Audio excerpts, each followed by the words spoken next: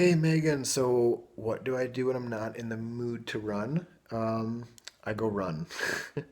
There are two times to train, when you want to and when you don't want to. You gotta have empathy with your future self. Your future self will be really glad that you went out for that run, even though it is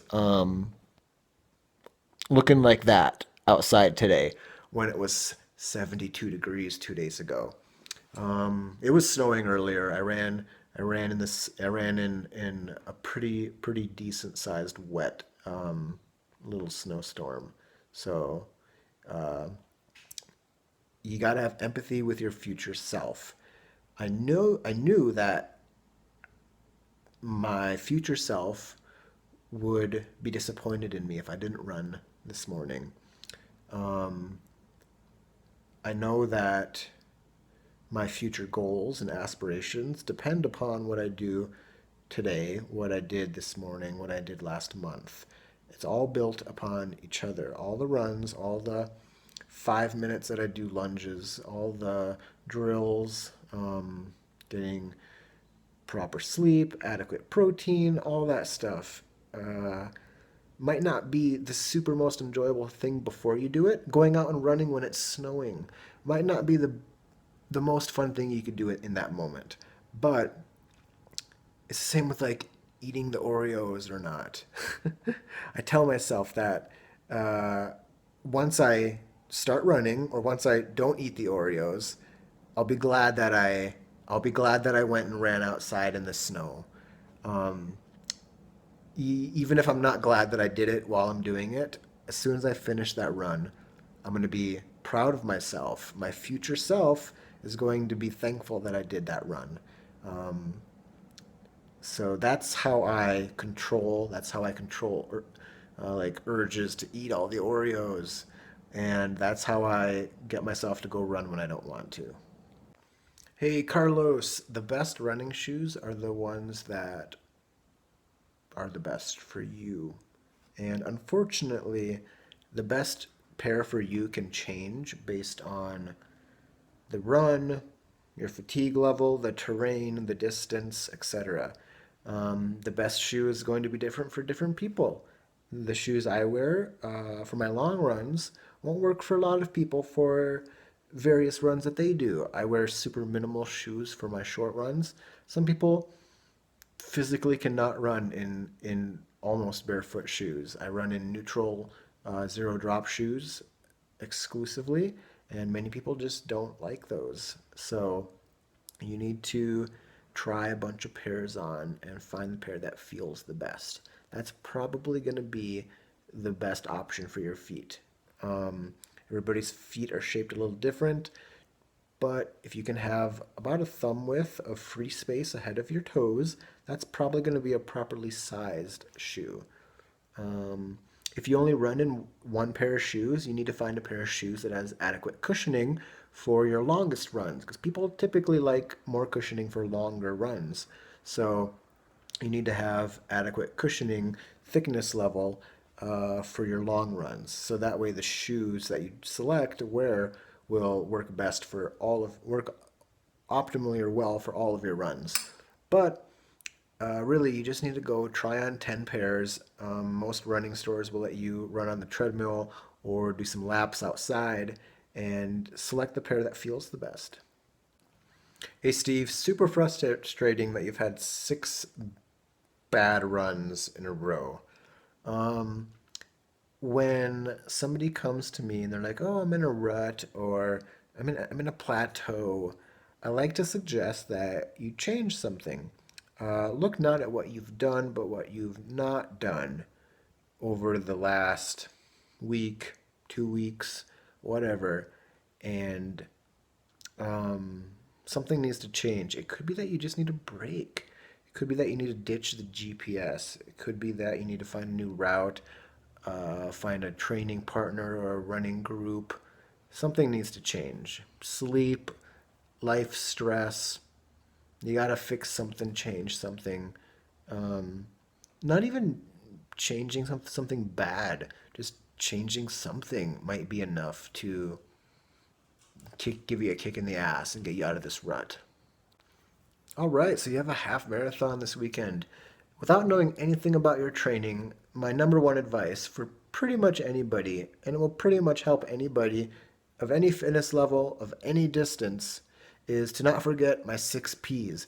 Proper pacing prevents piss poor performance.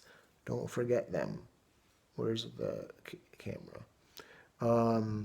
I typically like to break race distances up into 3 parts. Take the first part really easy and relaxed. Let people go off ahead. Many of them will expire. You'll catch them and you'll feel great. Take the middle third hard but controlled.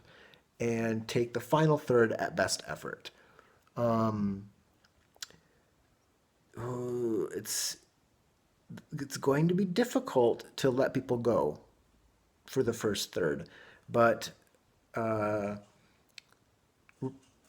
practicing patience, not letting your ego dictate your training or your pacing for the first quarter, first third of the distance will be the absolute best thing you can do for having a successful race, regardless of terrain, weather, the temperature, the wind, uh, your nutrition, your hydration. Nailing the pacing is going to be your most important tool decision for a good race. Good question about splitting up long runs. With athletes I work with myself, getting the miles in is always the priority. But doubling is actually a super effective training tool as long as you don't take it overboard and neglect doing long runs. Long runs are the most important type of training you can do for a distance event. But doubling is nice because a double run is some stimulation in the morning, stimulation for adaptation, and then an easy run in the afternoon, in the evening, on tired legs is actually really good stimulation. It's an easy run on already fatigued legs is good for glycogen storage, muscle fiber recruitment, and it's nice to even just do like an easy 1 to 3 miles, 3+ hours after a track workout, for example. So um, don't don't uh, don't think that doubling is just for when you're short on time, like your example. Go for an easy 2 mile run, easy 3 mile run later in the day after a track workout if you get the chance. Hey, good question. So I gave up coffee for most of a summer a few years back, and I was looking to experiment to see if it improved my sleep, see if I only drank it before races and hard workouts. Maybe it gave me some performance benefit, and I didn't feel any different. My sleep remained the same. I didn't feel anything during races, runs, after drinking coffee once a week. And I know that caffeine does improve my performance because I've participated in a double blind clinical study and I did benefit from the supplement. But in regards to how I felt, how I slept, no difference. But that's not to mean it might not be worth it for you. Uh, what I would recommend is try some. There's a tea called Dandy Blend. It's a dandelion tea, but it's also chicory root, maybe. But it's a very strongly flavored tea, similar to coffee. It even has a crema on top of it, so it's very flavorful, and it's good. Like I drink it in the late morning, early afternoon, sometimes in the evening when I'm not drinking coffee, but I still want to drink something warm. I'll drink some of this tea still. I have a jar of it in the kitchen. So check out Dandy Blend, or I think just any. I think it's chicory root tea. You could probably find it in multiple spots, but the Dandy Blend is the one that I have.